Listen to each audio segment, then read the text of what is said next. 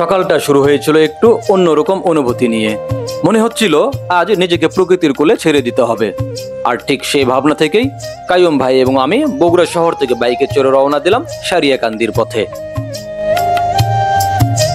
21 kilometre পথ পাড়ি দিতে সময় লাগলো প্রায় 40 মিনিট। শহরের কোলাহল পেরিয়ে পথ ধীরে ধীরে মেঠো হয়ে উঠল। সারিয়াকান্দি পৌঁছে মেঠো পথে এগোলাম করিতলা বাজারের দিকে। বাজার থেকে একটু সামনে এগিয়েই যেন প্রকৃতির গাঢ় কোলে লুকিয়ে আছে এক স্বর্গ, ইছামতি গ্রাম। যমুনা নদীর ঠিক পার ঘেঁষে এই গ্রাম যেন প্রকৃতির এক নিবিড় আলিঙ্গন। এই গ্রামের সবকিছুর মাঝে এক আলাদা টান আছে, কিন্তু যে দৃশ্যটা আমাকে আটকে দিয়েছিল তা হলো নদীর পাড়ে দাঁড়িয়ে থাকা এক বিশাল পুরনো করই গাছ আর তার শরীরে ঝুলে থাকা একটা দোলনা।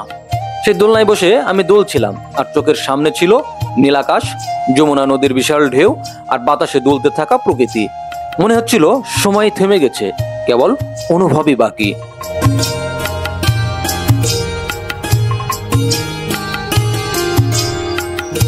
এই ইছামতি গ্রামে আছে এক চমৎকার জায়গা, যেটাকে এখানকার মানুষ বলে মিনি সেন্ট মার্টিন। নদীর পাড়ে দাঁড়িয়ে থাকলেই বুঝতে পারবেন নামটা এমনি এমনি হয়নি। চারপাশে শুধু পানি, যমুনা নদীর বিশাল ঢেউ আর তীব্র বাতাসে উঠতে থাকা গাছের ছায়া। চোখ বন্ধ করলে মনে হবে আপনি কোনো দ্বীপে দাঁড়িয়ে আছেন, যেখানে প্রকৃতি আপনাকে জড়িয়ে ধরেছে নিঃশব্দে।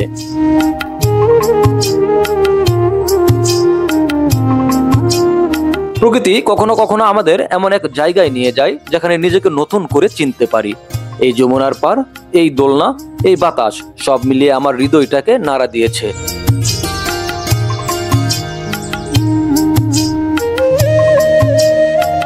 আপনারাও চাইলে ঘুরে আসতে পারেন এখানে। বিশ্বাস করুন, মনটা ভালো না হয়ে পারবেই না। এই ইছামতি শুধু একটা গ্রাম নয়, এটা একটা অনুভবের জায়গা।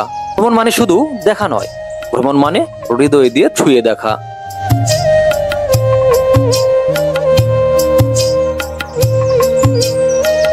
ভিউয়ার্স, ভিডিওটি ভালো লাগলে লাইক, শেয়ার করতে ভুলবেন না। কমেন্টে জানিয়ে দিন আপনার মূল্যবান মতামত।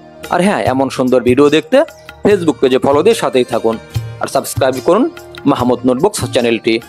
পরের ভিডিওতে আবার দেখা হবে নতুন কোনো ভ্রমণ বা ঐতিহ্য স্থানে। আল্লাহ হাফেজ।